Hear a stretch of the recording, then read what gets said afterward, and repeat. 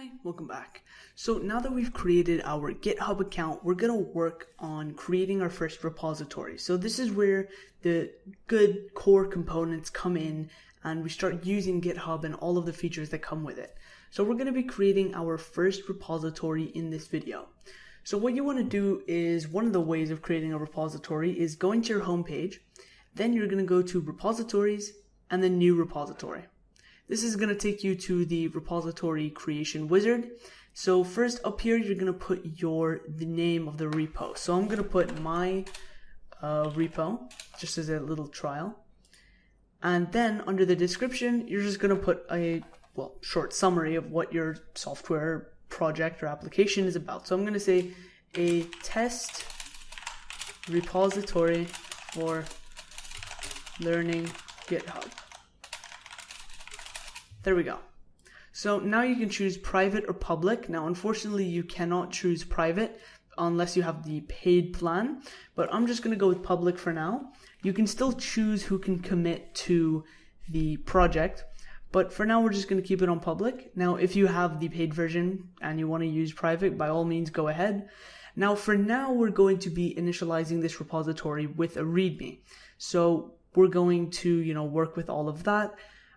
But in the future, when we start working with remote Git commands, we are actually going to create empty repositories. So we can't really do all this README and all of this stuff like this. But for now, we're going to keep it on. So now you can choose to add a git ignore. Now these are template git ignores. So you can choose from the template here if you're using something specific. For now, we're just going to leave the git ignore off, and then you can add a license. So you can read about licenses all over the place. There's many different licenses for different things. For now, I'm just going to choose MIT license because this is the license that allows people to freely distribute it and copy it however they want. So it doesn't really matter which license we choose for now since we're not putting anything on here. But if you're putting some software for a business or a company, then you're probably going to want to use some other license that prevents people from copying and distributing your work. So let's go ahead and create this repository. So there we go. This is what a repository looks like. There's a bunch of things here that we can see. First of all is the number of total commits. Then we have the number of branches, the number of releases, contributors, and the license. So right here you can see the file structure. If there is more files, you'd see a bunch of different files. In the README, the README will show, pretty much the README. So in there you can put, maybe something like a summary about your repository or project, all sorts of things like that. We're not going to get into writing a README now. You can do that in your own time since this is a test repository. But let's go over some of the other things we can see here. There's a bunch of tabs. So we're going to talk about these features when we view other people's repositories. We'll do that later in the course, but let's view some of these right here. So issues. So issues can be labeled by contributors. Anyone who's listening on your project, working on it, can actually find an issue and list it. And what you can do, or what PU and other contributors can do, is go and look through and find these issues and try and fix them. So it's a really useful feature on GitHub. And that's what I was saying. GitHub is all about socializing with other developers and, just bringing everyone together as a community. So now we have pull requests. So I was talking a lot about the push-pull cycle, but pull requests are basically anyone who is requesting access to pull your project onto their local machine. So that's pretty much what a pull request is. Now you have projects here. So this is just a little thing. Let's read it here. Do you know you can manage projects in the same place you keep your code? We don't really need to go through all of this because this is just a bunch of workflow management. So we're not going to use this for now. On the wiki, you can actually, is a bigger place to lay out something like a summary. So pretty much we have the README, which is just a short kind of quick and concise place to list your project. But on the wiki, you can list maybe a documentation. So this would be a great place to put a documentation of one of your maybe applications, libraries, things like that. You would put it in the wiki. So Insights allows you to see a lot of different features about your about your repository. So pretty much just like Google Analytics or any other analytics program. So right here you can see merged pull requests, proposed pull requests. There's a bunch of different metrics here. We're not going to go through them. You can look at some of your contributions for different contributors. There's a bunch of stuff here that you can go through in your own time. We don't really need to look at analytics for now, but just go through, read everything. It's pretty short introductions.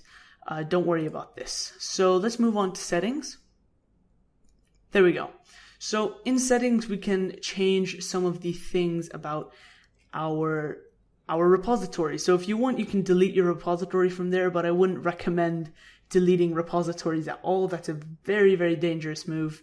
So try and, unless you are absolutely sure you want to delete it, don't go through and try and delete repositories. So there you go. You can change the name here if you want.